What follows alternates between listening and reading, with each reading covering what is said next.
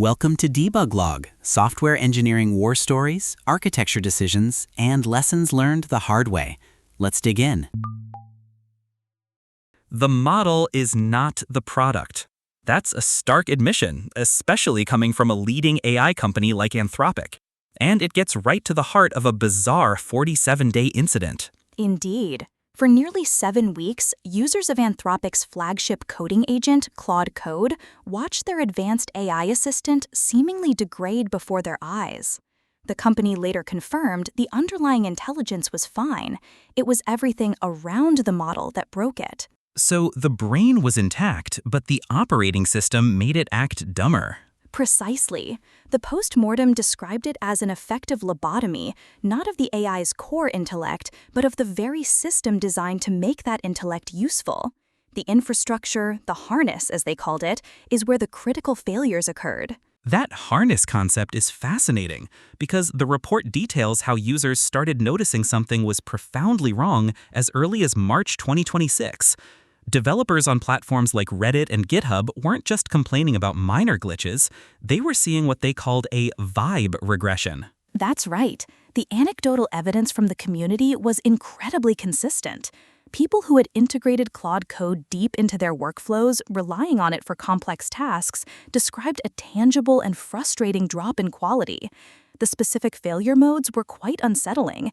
The agent would forget instructions mid-task, get stuck in repetitive loops, or even invent task completions it hadn't actually performed. And some even reported the agent randomly undoing version control commits, which for any developer, that's a level of chaos that would immediately make you question the tool's reliability. Absolutely. The sentiment was a mix of confusion and, as the report points out, a sense of betrayal. These were professionals who had built trust in the agent's capabilities, only to see it behave erratically. The initial response from Anthropic didn't help, as company employees suggested the perceived issues were related to UI changes or user error, often advising users to manually adjust settings like typing /effort high. Which sounds a lot like the company was telling users, it's not us, it's you. The report uses the term gaslighting to describe that phase, and that's a powerful word for the disconnect between user experience and the official line. It is. That initial corporate pushback created a significant trust gap. Users were reporting measurable, repeatable degradations in performance, yet the company was, at least publicly, denying any intentional nerfing or degradation of the models. This led to high-profile users, including engineers at other major tech firms, conducting their own forensic analyses. They started publishing data-driven evidence that the performance drop was real and verifiable. So the community basically had to prove the problem to the company, which is a tough spot to be in for any product. It transformed the narrative. What started as scattered anecdotal complaints became a credible, community-verified incident. And the eventual postmortem from Anthropic on April 23rd was a moment of vindication for those users. The company explicitly stated they never intentionally degrade our models, and that the underlying models did not regress.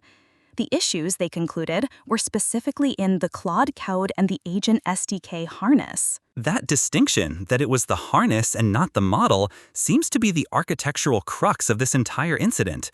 The powerful, expensive LLM weights were performing as expected, but the surrounding system was failing. Exactly. The harness is that dynamic, mutable layer of server-side logic, system prompts, caching layers, and tool use orchestration that transforms a raw LLM into a usable product. It's invisible to the end user, but it's where 3 separate, well-intentioned changes compounded into what the report calls a catastrophic failure. The report details the failures, highlighting how easily things can go wrong. The first bug, on March 4th, is called the arrogance of defaults. What happened there? This was a silent change to the Claude Code product. Engineers lowered the default reasoning effort from high to medium. The intention was to address a legitimate user experience problem. In high mode, the model could think for so long on complex tasks that the UI would appear frozen, leading to user frustration. So a perceived latency issue. They wanted the user interface to feel snappier. Right. The internal calculus was that medium offered slightly lower intelligence with significantly less latency for the majority of tasks. A trade-off, in their view, that would improve overall user experience by reducing perceived lag. But that trade-off backfired spectacularly. It did. What may have seemed like a minor tweak internally manifested as a significant capability downgrade in real-world complex coding tasks. The core issue, as the report emphasizes, is that defaults dictate reality. The vast majority of users don't go into settings to change an abstract concept like reasoning effort. They just experience the product at its default. If the default makes it feel dumber, then for them, it is dumber. It's like buying a performance car, but the default setting is eco mode, and the manufacturer expects you to go into a hidden menu to unlock its actual power. Most people will just think the car is slow. A very apt analogy. Instead of immediately reverting the change, Anthropic first tried to solve the product problem with UI updates, hoping to nudge users into changing the setting themselves. This approach failed because it placed the burden of fixing the degradation squarely on the user. Which is rarely a recipe for user satisfaction. Not at all. After over a month of negative feedback, on April 7th, Anthropic reversed the decision, defaulting all users back to high effort. Their admission in the postmortem was quite blunt. This was the wrong trade-off. It's a classic software engineering lesson. An optimization for a single metric, in this case latency, resulted in a critical regression of the primary product value, intelligence. It highlights how cost and performance optimizations can function as stealth downgrades if not carefully evaluated against the user's perception of core functionality. The report describes the second bug, introduced on March 26th, as the infinite amnesia loop. This bug appears particularly severe. This bug was technically more severe, and its impact was devastating. The engineering team was trying to improve the experience for users resuming long-running Claude code sessions that had been idle for over an hour. The goal was to clear Claude's older thinking, its chain of thought history, from the session context just once to reduce latency. A reasonable optimization for a common user pattern. People often leave code sessions open for extended periods. Absolutely. Simon Willison, a developer and analyst, noted this, saying he frequently leaves Claude code sessions for hours or days. The problem was a critical bug in the implementation. Instead of clearing the history once, the code wiped Claude's reasoning history on every single turn for the remainder of the session. Every turn? So the agent was constantly forgetting what it was doing, effectively in real time. Precisely. It was, as the report describes it, a mid-task lobotomy with every action it took. Claude would continue executing, but increasingly without memory of why it had chosen to do what it was doing. This directly caused the forgetfulness, repetition, and odd tool choices that users had been complaining about. Imagine trying to have a coherent conversation with someone who forgets your last sentence every time you speak. The user experience must have been incredibly frustrating. Beyond that, the report also notes a direct financial impact on users. That's a critical point. Because the agent's reasoning cache was constantly being wiped, every request became a cache miss. This forced the system to recompute everything from scratch, dramatically increasing token consumption.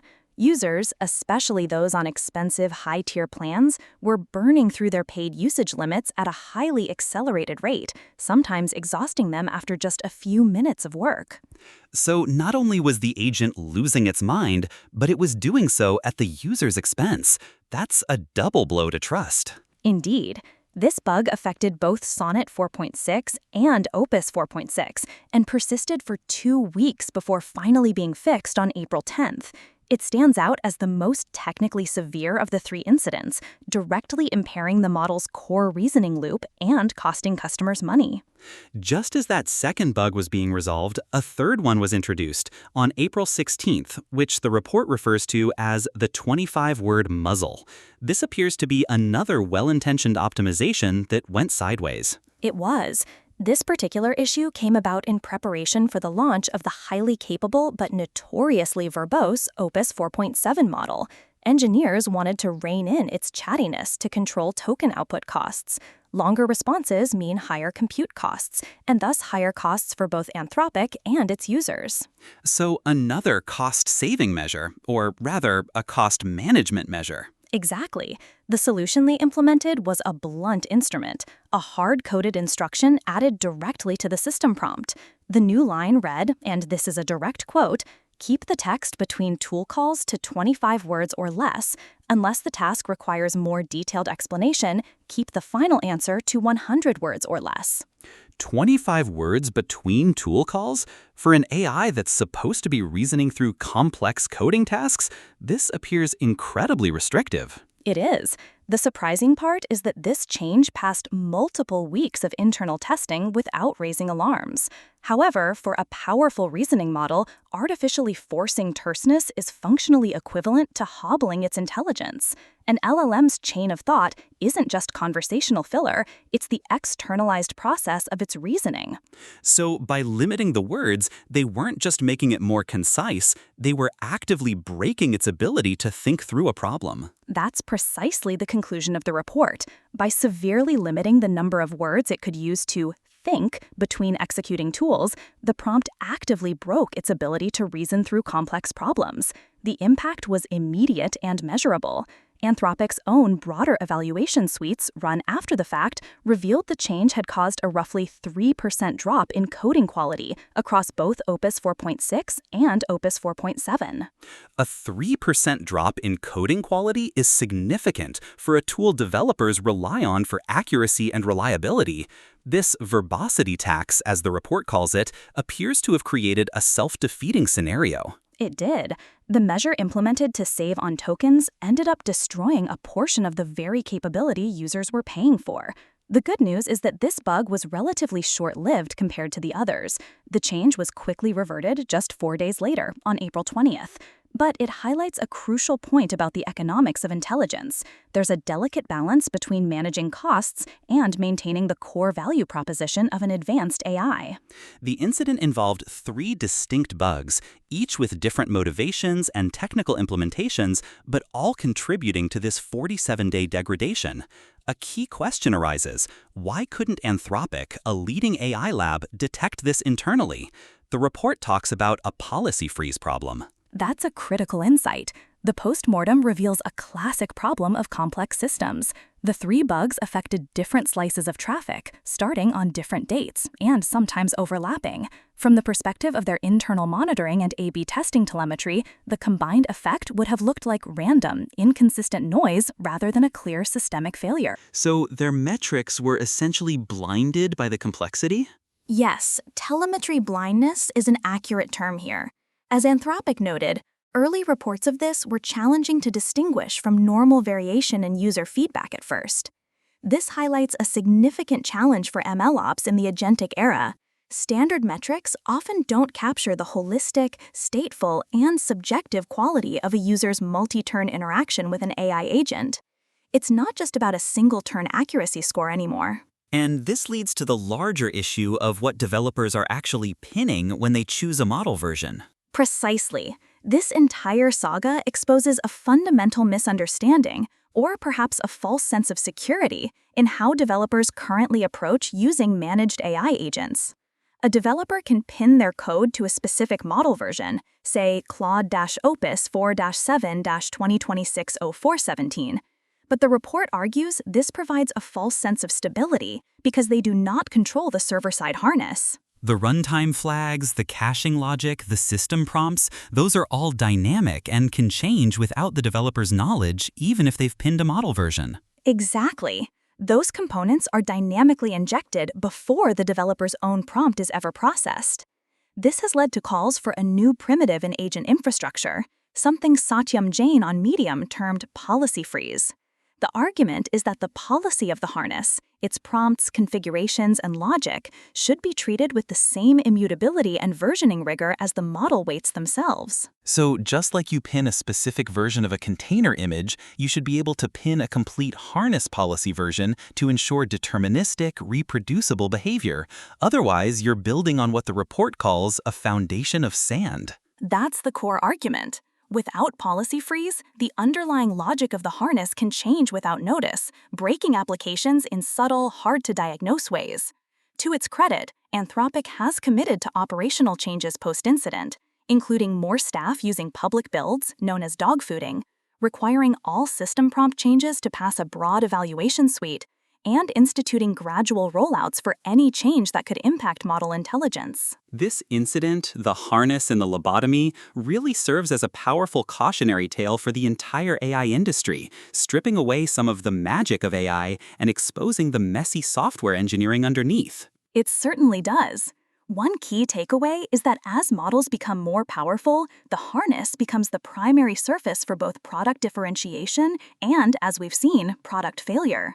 Companies will need to find robust ways to manage the complexity of this new layer of the stack. And this directly leads to the second insight, the urgent need for new primitives like policy freeze. Developers need more control and transparency over the entire stack, not just the model weights. The question is whether users will demand versioned system prompts and configurable caching strategies to ensure stability. That seems inevitable if trust and reliability are to be maintained. A third critical insight revolves around transparency and trust. Anthropic ultimately earned praise for its detailed and honest postmortem, but the initial gaslighting phase did lasting damage to user trust. AI companies must find better ways to communicate changes and respond to user-reported regressions without appearing defensive. And finally, the economics of intelligence. All three bugs stemmed from rational, business-driven desires to manage latency and cost. This reveals a fundamental tension. The most capable AI is also often the most expensive to run. Exactly. How the industry navigates that verbosity tax and the trade-offs between capability, speed, and cost without silently degrading the user experience is a challenge that isn't going away. So while the lobotomy was temporary, the lessons about the fragility of the harness and the need for more transparent, stable agent architectures seem permanent. They are. The incident forces everyone to consider, when you're building on top of a foundational model, what assurances do you actually have about the stability of the entire system your application relies on? And who ultimately bears the burden when that complex system degrades unexpectedly? They are. The incident forces everyone to consider, when you're building on top of a foundational model, what assurances do you actually have about the stability of the entire system your application relies on? And who ultimately bears the burden when that complex system degrades unexpectedly? That's a wrap on this debug log. Join us next time for more engineering war stories and hard-won lessons. If any of this hit close to home, subscribe and tell your team. Ship it carefully.